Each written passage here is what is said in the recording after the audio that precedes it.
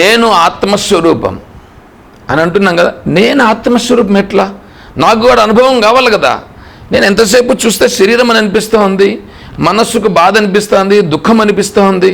మరి ఇవన్నీ అనిపిస్తూ పోనీ నా విషయంలో అయితే అట్లా, నాకు సంబంధించి నేను పెళ్లి చేసుకున్నాను, భార్య ఉంది,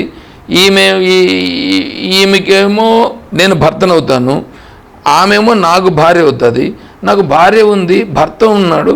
ఇప్పుడు ఈ భావాలన్నీ బాగా ఇక్కడ ఉన్నాయి.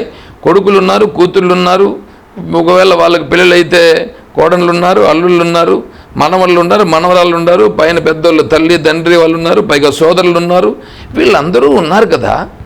వీళ్ళందరితో ఉన్నప్పుడు నేను ఆత్మానుభూతిని, నేను ఆత్మని ఎట్లవుతాను? కేవలం ఎవరో చెప్తూ ఉంటే నువ్వు ఆత్మ అని గురువు చెప్తే నేను ఆత్మనైపోతానా? లేదా శాస్త్రంలో భగవద్గీతలో నువ్వు ఆత్మస్వరూపం దేహీ నిత్యం అవధ్యోయం దేహే సర్వస్య భారత అని అంటూ ఉంది. అంతేకాకుండా అచలోయం సనాతన అని అంటూ ఉన్నది. మరి అచ్ఛేద్యోయం అక్లేద్యోయం అచ్ఛేద్యోయం అక్లేద్యోయ శోష ఏవచ నిత్య సర్వగత స్థాను అచలోయం సనాతన అని అంటున్నది. అవినాశితు తద్విద్ధి ఏన సర్వమిదం తతం వినాశం అవ్యస్యాస్య నకశ్చిత్ కర్తుమర్హతే అని అంటున్నది. న జాయతే మ్రియతే వా కదాచిన్ నాయం భూత్వా భవితా వానభూయ అజో నిత్య శాశ్వతయం పురాను హన్యతే హన్యమానే శరీరే. ఈ ఆత్మస్వరూపాన్ని ఇలా చెప్తూ ఉన్నది. అంతేకాకుండా జరా మరణ నిర్ముక్తా సర్వే ధర్మస్వరూపత. చూడండి, ఇక్కడ నీకు చావు పుట్టుకలు లేవప్ప, నువ్వు చావు పుట్టుకలు లేనటువంటి స్వరూపము నీది. జరా మరణమిచ్చంత చ్యవంతే తన్మనీషిణ అంటే జరామరణములు లేనటువంటి నీ స్వరూపాన్ని కొంతమంది మహానుభావులు వేదాంతాన్ని అధ్యయనం చేసినామని చెప్పుకునేటువంటి వాళ్ళు ఏం చేస్తున్నారంటే చావు పుట్టుకలు లేదని ఆత్మస్వరూపానికి చెప్తూనే వాళ్ళు ఏం చేస్తున్నారంటే చనిపోయిన దాని గురించి పిండ తర్పణాలు పెట్టడం, వీడు పుట్టినాడని చెప్పి ఆ పుట్టిన దానికి సంబంధించి పుట్టినరోజులు చేసుకోవడం, ఇవన్నీ చేసుకుంటున్నారు. వీళ్ళ కోసమే కాకుండా వీళ్ళ పెద్దల గురించి కూడా అలాగే చేస్తున్నారు. ఎవరు పండితులుగా ఉండేటువంటి వాళ్ళు చేస్తూ ఉండే పనులు. పండితులుగా ఉండేటువంటి వాళ్ళు, వేదాధ్యయనం చేసిన వాళ్ళు, వేదాంత విచారణ చేసిన వాళ్ళు కూడా ఇలా చేస్తున్నారంటే మరి వీళ్ళు చెప్పేదేమో ఆత్మస్వరూపము చావు పుట్టుకలు లేదని అంటున్నారు, మరి వీళ్ళేమో అన్ని చేస్తున్నారు. చూడండి, మళ్ళీ నా దగ్గరకు వస్తే ఇప్పుడు నేనేంటి, నేను ఆత్మస్వరూపం అని అంటున్నారు. వాడు కూడా బాగానే ఉంది, నేను ఆత్మస్వరూపం ఎట్లవుతాను? నాకు కూడా ఆత్మస్వరూపం అంటే ఏందో తెలియాలిగా. నేను ఆత్మస్వరూపమని నీకు తెలియాలంటే నువ్వు ఆత్మస్వరూపంగా నిలబడు అంటే ఏంటి? నువ్వు అలా ఉండుట అనేది తెలియాలంటే ఇప్పుడు ఏం చేయాలంటే ఒక దొంతి ఉన్నదండి. దొంతి అంటే ఏంటి? కుండలు ఒక కుండ పైన ఇంకొక కుండ, ఇంకొక కుండ పైన ఇంకొక కుండ ఇట్లా పెడతారు. దాన్ని దొంతి అని అంటారు. ఈ దొంతుల్లో వడ్లో, రాగులో, సద్దలో ఏంటో నింపుతారు. అంటే ఏ పంట పండితే ఆ పంటని దాంట్లో నింపుతారు. ఒక దాంట్లో రాగులు పెట్టచ్చు, ఒక దాంట్లో వడ్లు పెట్టచ్చు, ఇంకో దాంట్లో జొన్నలు ఏంటంటో పెడతారు. అయితే ఇక్కడేం జరిగిందంటే ఒక వజ్రము వీడి దగ్గర ఉంది. ఆ వజ్రాన్ని ఏం చేశాడంటే ఆ దొంతుల్లో మధ్యలో ఎక్కడో పెట్టాడు. ఆ వజ్రాన్ని ఆ దొంతులో మధ్యలో ఎక్కడో పెట్టాడు. ఏ కుండలో పెట్టాడో ఇప్పుడు వీడికి తెలియట్లేదు. ఇప్పుడు దాన్ని పట్టుకోవాలి, దాన్ని తీసుకోవాలి. దాన్ని తీసుకోవాలంటే ఇప్పుడు వీడు ఏం చేయాలి? వీడేం చేయాలంటే ఆ పైన ఉండే కుండను దించాలి. అయితే ఆ రూములో ఎట్లుందంటే అంత చీకటిగా ఉంది. రూములో అంతా చీకటిగా ఉంది. ఇప్పుడు ఆ దొంతులే కనిపించేది కష్టం. దొంతులే కనిపించేది కష్టం. ఇప్పుడు ఆ దొంతుల్లో ఉండేటువంటి పదార్థాలేమో గొప్పవే, మంచివే. కానీ ఇప్పుడు ఏంటంటే వీడు అక్కడి నుంచి వెళ్ళిపోవడమో ఏదో జరుగుతుందని అనుకోండి, కానీ ఇప్పుడు ఆ వజ్రం అనేది ఉంది. ఎందుకంటే వాడికి తెలుస్తూ ఉంది ఆడ వజ్రం పెట్టినాము అని చెప్పారు. సరే, ఇప్పుడు వాడు ఎత్తుకోవాలి, కానీ చీకటిగా ఉంది. ఏం చేయాలి?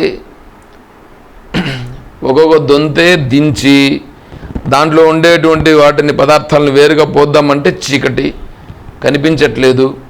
ఏ దొంతి ఎక్కడుందో, ఎలా ఉందో, ఆ దొంతిలో ఏ కొండలో ఏముండదో కూడా తెలియట్లేదు. మరి అటువంటిప్పుడు నేను ఎలా తెలుసుకోవడం? ఆ వజ్రాన్ని ఎట్లా వెతికి పట్టుకోవడం? అంటే ఇప్పుడు ఒకటే పని, మంచి కట్టె ఒకటి ఎత్తుకొని ఏం చేయాలంటే ఒక్కొక్క కొండనే పగల కొట్టడమే.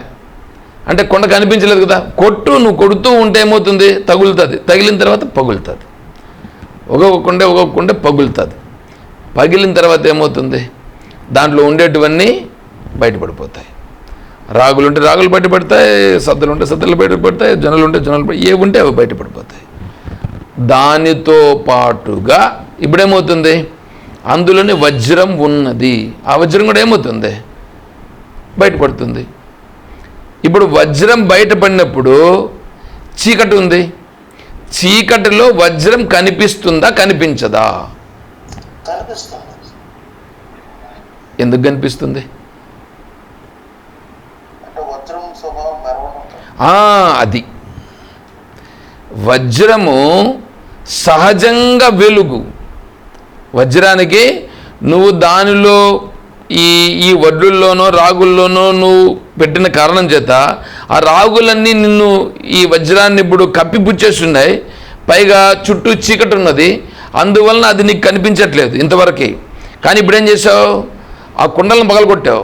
కుండలను పగలగొట్టి కుండలో ఉన్నటువంటి ఈ రాగులు సద్దలు ఏవైతే ఉన్నాయో వాటిని ఆటోమేటిక్గా పోయినాయి. అప్పుడు ఇది బయటపడిన వెంటనే ఏమవుతుంది? అది చాలా స్పష్టంగా నీకు ఎంత చీకటి ఉన్నా ఆటోమేటిక్గా ప్రకాశించడం అనేటువంటిది ప్రారంభిస్తుంది. ఎందుకు? దాని సహజ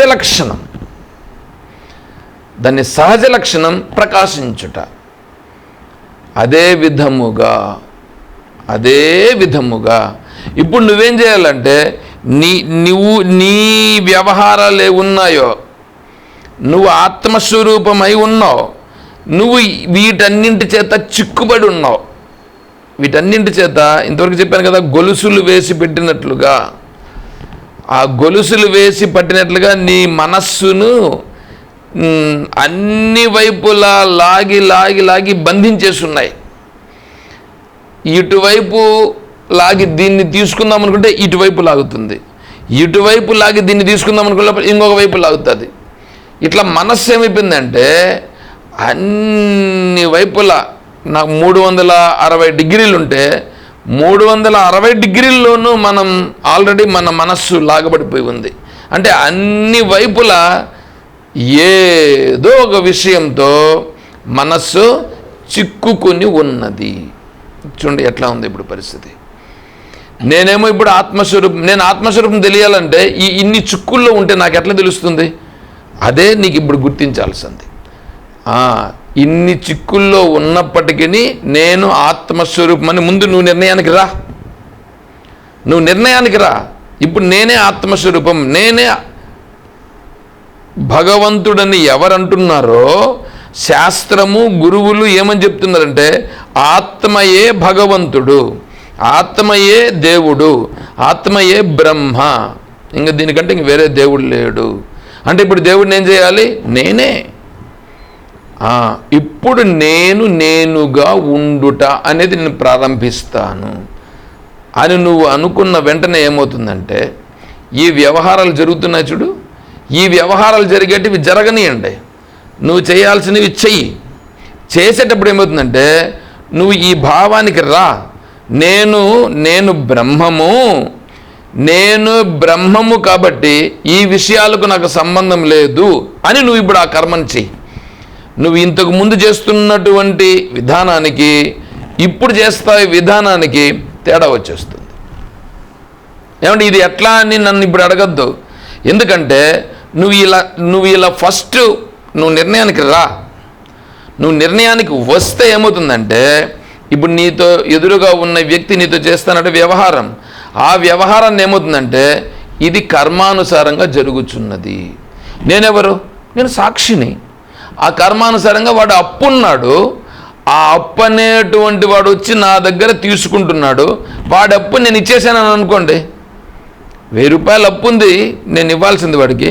వాడు వచ్చాడు, వాడు అడుగుతున్నాడు, వాడికి 1000 రూపాయలు నేను ఇచ్చేసాను. ఇప్పుడు వాడు నన్ను అడుగుతాడా? అడుగుతాడా? వాడు 1000 రూపాయలు అడుగుతాడా? అడిగే పని లేదు. కాబట్టి ఇప్పుడేంటి, వాడు వచ్చాడు ఇది చేస్తున్నాడు. వాడు వచ్చి నన్ను ఎందుకు అడుగుతున్నాడు? నేను వాడి దగ్గర తీసుకున్నాను కాబట్టి అడుగుతున్నాడండి. నేను వాడి దగ్గర తీసుకోకపోతే వాడు ఎందుకు వస్తాడు? రుణానుబంధేన పశు పత్ని సుతాలయా రుణక్షయే ప్రణశ్యంతి కాతత్ర పరిదేవన. నీ చుట్టూ ఉండేటువంటి భార్య, భర్త, పిల్లలు, అంతెందుకండి మీ ఇంటిలో ఉండేటువంటి కోడితో సహా, కోడి కావచ్చు, లేకపోతే పిల్లి కావచ్చు, లేకపోతే కుక్క కావచ్చు, ఏవైనా సరే, ఇవన్నీ ఏంటివి? ఇవన్నీ రుణము. అంటే అప్పు చేసి పెట్టినావు కాబట్టే అవి ఉన్నాయి. ఇప్పుడు ఇక్కడ అవన్నీ వచ్చి కూర్చొని ఉన్నాయి. ఇప్పుడు చూడండి, నేనే కాదు రుణం, వాళ్ళు కూడా రుణం ఉన్నారు నాకే. వాళ్ళు కూడా రుణం ఉన్నారు కాబట్టి వాళ్ళకి నాకు సంబంధం ఏర్పడింది. లేకపోతే ఊరికే ఎందుకుంటామండి సంబంధం? చూడండి ఎట్లా ఉంది ఇప్పుడు ఇక్కడ. కాబట్టి ఇప్పుడు ఏంటి, దాని గురించి ప్రపాయామివ సంగమః అంటే రోడ్లో వీడు ఆఫీస్కి పోతున్నాడు. వీడు ఆఫీస్కి పోతూ ఉంటే ఏమైందంటే మార్గమధ్యంలో ఇంకొక హాఫ్ కిలోమీటర్ ఉంది, విపరీతమైన వర్షం స్టార్ట్ అయిపోయింది. విపరీతమైన వర్షం. ఎప్పుడైతే ఆ విపరీతమైన వర్షం స్టార్ట్ అయిపోయిందో ఇప్పుడు ఇంక వర్షంలో ముందుకు వెళ్ళలేడు.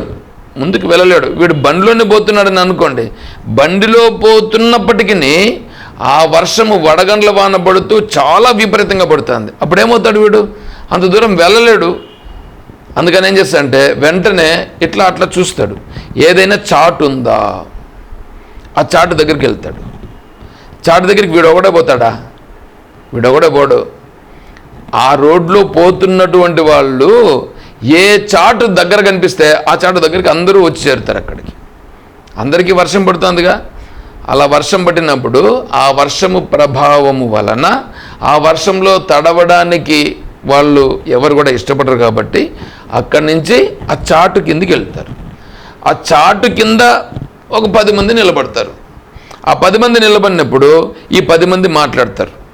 ఒకరితో ఒకరు మాట్లాడుకుంటూ చాలా ఫ్రెండ్లీగా మాట్లాడతారు. వీడు ఒక విషయం చెప్తే వాడు ఒక విషయం చెప్తే, ఏందో రాజకీయాల గురించి మాట్లాడితే అది ఎట్లా జరిగింది ఇది ఎట్లా జరిగింది అంటే, అమ్మాయ ఈ వర్షం ఇట్లా పడుతుంది కాబట్టి ఈ ఎండ ఇంకా తగ్గుతుంది అని ఒకడంటే, అవునబ్బా ఏమి ఎండబ్బా అని ఒకడంటే, వీళ్ళకు వాడికి ఇంతవరకు ఎప్పుడు వీడు చూసుకోవాలా, వీడిని వాడు చూసుకోవాలా. కానీ ఇప్పుడు ఆడు చేరారుగా. ఆడు చేరినప్పుడు వాడిని వీడు చూసినట్లు, వీడిని వాడు చూసినట్లు, వాడికి వీడికి ఏదో సంబంధం ఉన్నట్లుగా చాలా బాగా మాట్లాడుకున్నట్లుగా మాట్లాడతారు. ఎంతవరకు మాట్లాడతారు? ఇది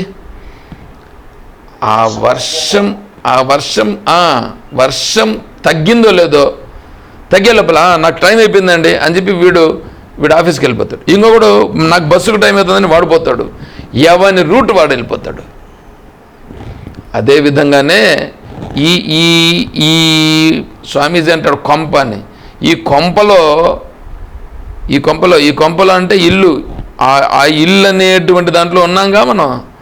ఆ కొంపలో ఎవరెవరితో ఏ సంబంధాలు ఉన్నాయో ఆ సంబంధాలు అనేటువంటి వర్షం పడినప్పుడు ఆడ నలుగురు చేరినట్లుగా ఇక్కడ కూడా వీళ్ళతో చేరి ఉన్నాము అని ముందు తెలుసుకో. అయితే తెలుసుకొని వాళ్ళందరూ నా భారంలో నాకు ఏం అప్పు చేసుకున్నానని అనొద్దు, ఏం అప్పు చేసుకున్నానని అనొద్దు. అట్లా అనుకుంటే నీకు తల భారం అన్నట్లు అనిపిస్తుంది. అట్లా వద్దు.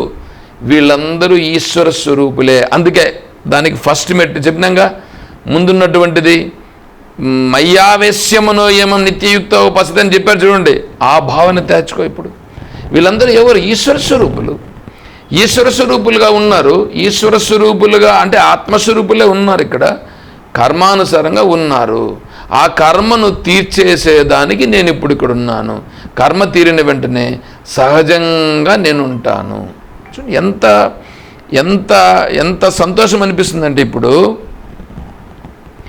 వీళ్ళందరూ ఆత్మస్వరూపులు, నేను కూడా ఆత్మస్వరూపుణ్ణే.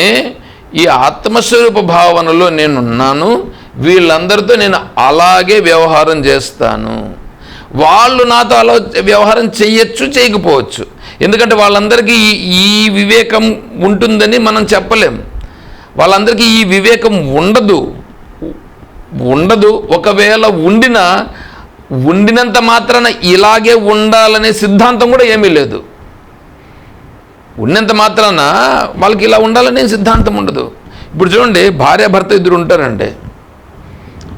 భార్యాభర్త ఇద్దరు ఉంటారు, శాస్త్రానికి వస్తారు, శ్రవణం చేస్తారు, వింటారు. ఏమండి, నా చుట్టూ ఉండే వాళ్ళందరూ ఆత్మస్వరూపులే అనేటువంటి భావనతో విన్నారు. రోడ్డింటికి పోతున్నారండి. రోడ్డింటికి పోతుంటే భార్య నడుస్తూ ఉన్నప్పుడు వీళ్ళ ఆఫీస్ వాళ్ళు ఏదో ఫోన్ చేశారండి. లేదా వీళ్ళ ఆఫీస్లో ఉండేటువంటి వాళ్ళు ఏదో కనిపించి ఆ రిపోర్ట్లు ఇవ్వాలనో లేకపోతే రేపు ఎట్లా చేయాలనో, ఆ ప్రోగ్రాం గురించి ఎట్లా చేయాలనో ఏదో మాట్లాడినారు. ఈ భర్తగా ఉండేటువంటి వాడి మనస్సు వికారం చెందుతుంది. లేదు, వీళ్ళిద్దరూ కలిసిపోతున్నారు. భర్తగా ఉండేటువంటి వాడు వేరే అమ్మాయిని చూశాడు. వీళ్ళ ఆత్మస్వరూపం అనేంత మాత్రం నేను ఆత్మస్వరూపం అయిపోతారా? వెంటనే అయిపోతాడా? కాదుగా. వాసనలు ఉన్నాయి కదా, లోపల వాసనలు బాగున్నాయి కదా. ఆ వాసనానుసారంగా రోడ్డింటికి పోతూ ఉంటే ఒక అమ్మాయి కనిపించింది. అమ్మాయి కనిపించిన వెంటనే సహజం, ఇది సహజంగా అమ్మాయిని చూస్తాడు. వెంటనే ఏమంటది, ఏమిది, ఏంది నువ్వు ఇట్లా చూస్తున్నావని అంటుంది. అంటే ఇప్పుడు ఆత్మస్వరూపము, నా కర్మానుసారంగా ఇతను నాకు భర్తగా ఉన్నాడు, నా కర్మానుసారంగా ఈమె భార్యగా ఉంది అనే భావన ఉంటే, ఈశ్వర భావనతో ఇప్పుడు చూస్తూ సరే జరుగుతూ ఉంది, జరగని విషయం ఆమెకు తెలుసు, నాకు తెలుసు. ఇద్దరు క్లాస్కి వెళ్ళాం, క్లాస్లో నుంచి వస్తున్నాం. ఏమంటే నేను మిమ్మల్ని ఎవరిని ఉద్దేశించి అనట్లేదు, నేను ఉన్న విషయాల గురించి డైరెక్ట్గా చెప్తున్నా. మళ్ళీ మీరు దీన్ని మీకోసం నేను ఏదైనా అన్వయం చేసి చెప్పినానని మీరు అనుకోపోతారు. నేను ఉదాహరణ కోసం చెప్తున్నాను కానీ వేరే విధంగా ఏం చెప్పట్లేదు. మీరు అట్లా ఫీల్ కావద్దండి. ఏమన్నా పొరపాటున ఫీల్ అయ్యారు.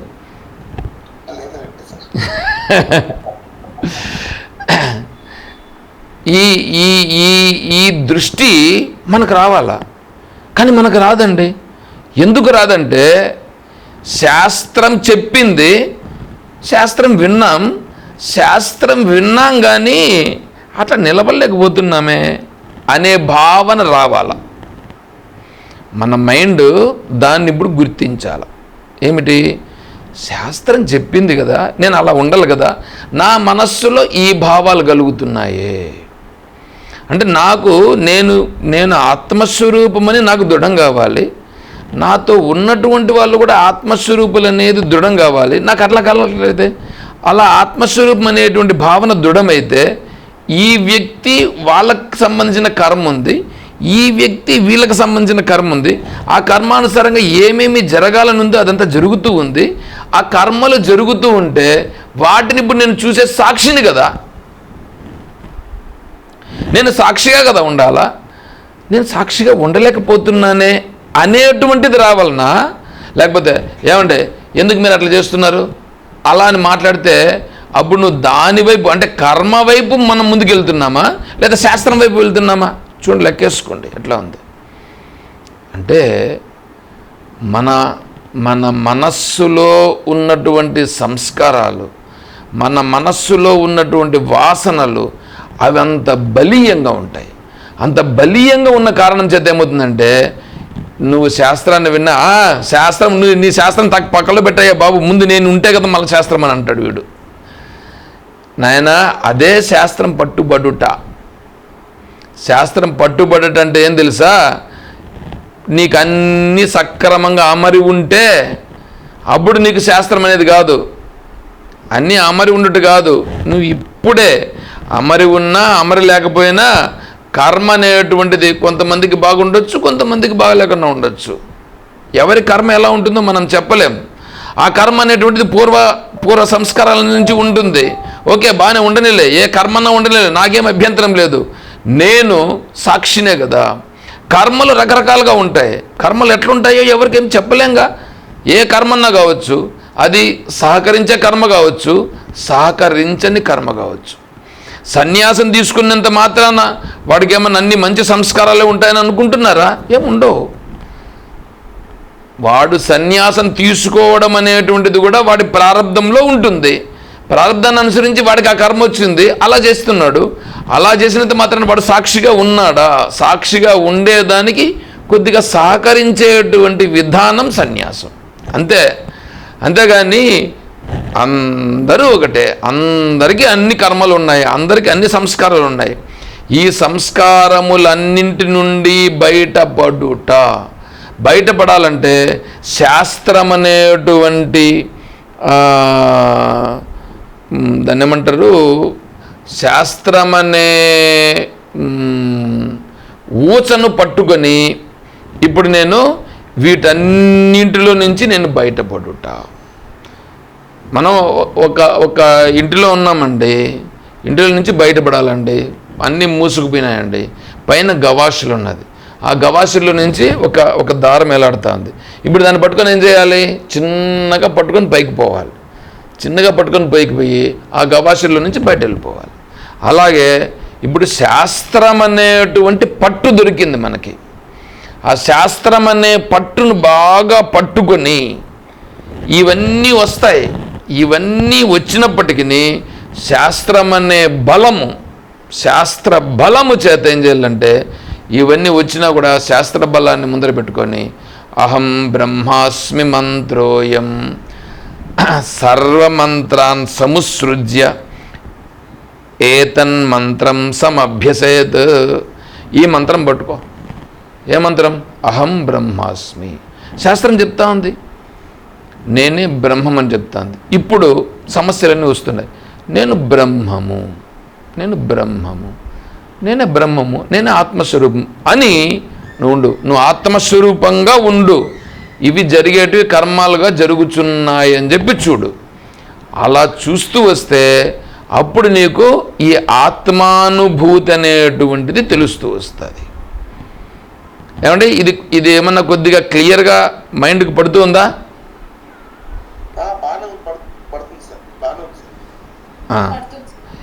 ఇప్పుడు దాని గురించి భగవంతుడు నేనే ఆత్మస్వరూపం అనే దాని కొరకు నువ్వు ఆత్మస్వరూపం ఎలా అనేటువంటి దాని లక్షణములను చెప్తున్నాడు. ఏత్వక్షరం అనిర్దేశ్యం అవ్యక్తం సర్వత్రగం అచింత్యంచ కూటస్థం అచలం ధ్రువం. ఇన్ని లక్షణాలతో అది నాయందే ఉన్నది, అదే ఆత్మస్వరూపమై ఉన్నది. ఇలా ఆత్మస్వరూపం యొక్క లక్షణములను చూసుకుంటూ ఈ కర్మలు అనేటువంటివి నన్ను చుట్టుముట్టినప్పుడు దీన్ని గుర్తు తెచ్చుకో. అక్షరం, నేను అక్షర స్వరూపుణ్ణి. తర్వాత అనిర్దేశ్యం, నేను నిర్దేశించడానికి వీలు కానివాడిని. ఇవన్నీ నిర్దేశించేటువంటివన్నీ వస్తున్నాయి. అక్షరం, నేను నాశనం కానివాడిని, కానీ నాశనం అయ్యేటువంటివి వచ్చి నా మీద పడుతున్నాయి. అదేవిధంగా నేను అవ్యక్తం, వ్యక్తమయ్యేటువంటివి వచ్చి నా నెత్తిన పడుతున్నాయి. తర్వాత సర్వత్రగం, నేను సర్వము నిండి నిబిడీకృతమై ఉన్నటువంటి వాడిని, కానీ ఇవన్నీ సర్వము లేకుండానే పరిచ్ఛిన్నమైనటువంటి వచ్చి నా మీద పడుతున్నాయి. అచింత్యంచం, అది చింతించేదానికి వీలు కానటువంటి వాడను నేను, కానీ ఇక్కడ చింతించేటువంటి దానికి దృశ్యమైనటువంటి వచ్చి నా మీద పడుతున్నాయి. కూటస్థం, నేను కూటస్థుణ్ణి, కానీ కూటములన్నీ వచ్చి నా మీద పడుతున్నాయి. అచలం, నేను చలించని వాడను, నేనేమో చలించని వాడను. ధ్రువం, నేను ధ్రువమైనటువంటి వాడను.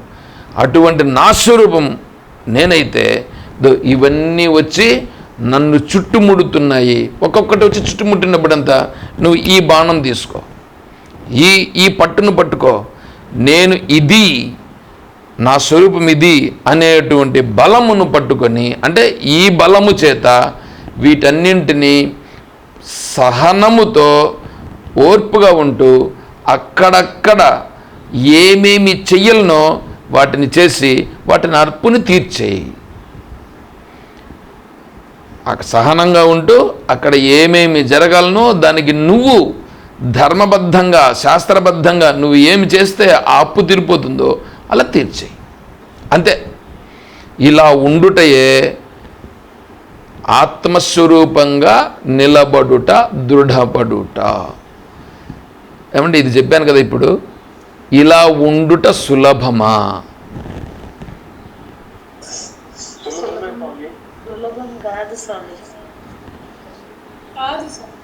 ఎప్పుడు కాదు అంటే మనం ఇంకా యజ్ఞాన స్థితిలో ఉన్నప్పుడు కాదు, చెప్పింది వంటబట్టి ఆ శ్రద్ధ ఉన్నప్పుడు అది సహజంగానే వస్తుంది సార్. కానీ ఇప్పుడు మీరు చెప్పిన ఎగ్జాంపుల్లో ఇప్పుడు వాళ్ళ భర్త అచ్చడు ఒక అమ్మాయిని చూస్తా ఉన్నారు అంటే వాళ్ళ కర్మ కొద్దీ వాళ్ళకి ఏది జరగాలో జరుగుతుందని ఊరికే ఉండగలుగుతారా?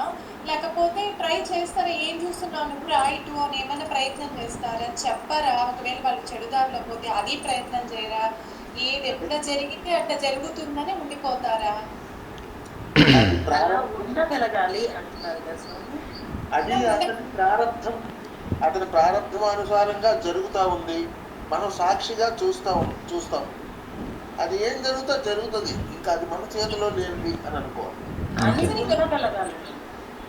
సరే ఎన్నిసార్లు మనం అంతా కరెక్టే ప్రారంభం అంటే ఇప్పుడు ఈ ఎగ్జాంపుల్ అని కాదు, ఏదైనా ఇప్పుడు మీరు మోక్ష స్థితిని పొందుతారు, ఏదైతే తెలుసుకున్నారో అదిగా ఉంటారు అనేది ఇప్పుడు మనం ప్రయత్నం చేస్తాను అంటే మనకి లిఖితంలో రాయకపోతే మనం పొందమా? మన ప్రయత్నం అంతా విధానేనా? ఇప్పుడు లిఖితం అనేది ఏంది? అట్లా అసలు ఇప్పుడు లిఖితంలో ఈ జన్మకి నీకు మోక్షం రాదు, ఆత్మజ్ఞానం మొట్టమొదటి ఎవడు చెప్పాడు అట్లని? మోక్షం రాదని లేదు కదా. ఎవడు చెప్పాడు? మనం ఆత్మస్వరూపులమని సాక్షిగా నిలబడి జరిగేది జరుగుతూ ఉన్నది, మనం చేయవలసిన కర్మ మనం చేస్తూ ఉన్నాం అనుకుంటే మనకు మోక్షం వస్తుంది. అనుకుంటే కాదు, అనుకుంటే కాదు, అనుకుంటే కాదు, స్థిరం కావడం, స్థిరమైపోవడం అంతే. మోక్షం వస్తుంది కాదు. మోక్ష స్వరూపులై ఉన్నాం అది కాదు సార్. ఇప్పుడు అంటే మీరేమంటున్నారు, స్థిరత్వం చేయడానికి అక్కడ పురుష ప్రయత్నం అనేది ఒకటి అండర్లైన్ చేస్తా ఉన్నాం కదా. అవును, జరిగితే అడుగుతుంది, లిఖితంలో రాసింటే ఉంటుంది, మనకి ప్రారంభంలో ఉంటేనే మనకి జ్ఞానం అవి మనం ఆ స్థితిలో ఉంటాము అని చెప్పట్లే. పురుష ప్రయత్నానికి పెద్ద వేస్తా ఉన్నాం కదా. ఇప్పుడు కూడా మీరు నిన్న చెప్పిన దాంట్లో మయ్యావేశమను ఏమని చెప్పినప్పుడు కూడా శ్రద్ధయా, నీ శ్రద్ధ అంటే మీరేమంటారు, భావన రూపమైన శ్రద్ధ. ఆ భావన రూపాన్ని నువ్వు పురుష ప్రయత్నంతోనే తెస్తున్నావు కదా, బయట తిరుగుతున్నావు, మనం అంతే సడన్ గా ఏం లేము, పురుష ప్రయత్నం చేస్తేనే వస్తా ఉంది కదా. కాబట్టి రాసి పెట్టింటే జరుగుతుంది, లేకపోతే లేదట్లా. ఇక్కడ పురుష ప్రయత్నం చేస్తున్నాం. అట్లా ఏదైనా కానీ నువ్వు సాక్షిగానే ఉంటావు. ఇప్పుడు నేను సాక్షిగానే ఉంటే ఏం జరగాలి అని ఉంటావు, కానీ అక్కడ వాళ్ళు తప్పు చేస్తున్నారు అంటే సరిదిద్దడానికి ప్రయత్నం చేయవా, చేస్తావా? అది క్వశ్చన్. ఇప్పుడు పురుష ప్రయత్నం అనేటువంటిది ఉంది అని అన్నప్పుడు శాస్త్ర బలము లేదు అని అర్థం. శాస్త్రజ్ఞాన బలం ఉంది చూడండి. అహం బ్రహ్మాస్మి బ్రహ్మైవాహమస్మి అనేటువంటి ఆ బలము తనకు లేదు అని అర్థం. ఇప్పుడు పురుష ప్రయత్నం ఉంటుంది.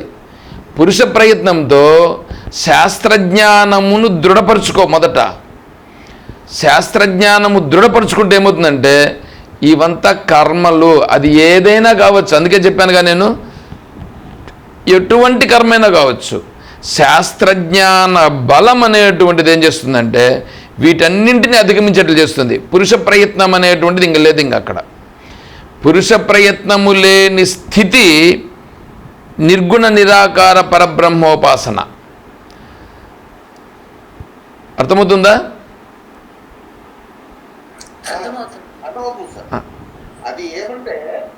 ఉండండి, మీరు ఉండండి. ప్రశ్న అడిగింది గోదలక్ష్మి గారు కదా, వారు చెప్పనండి.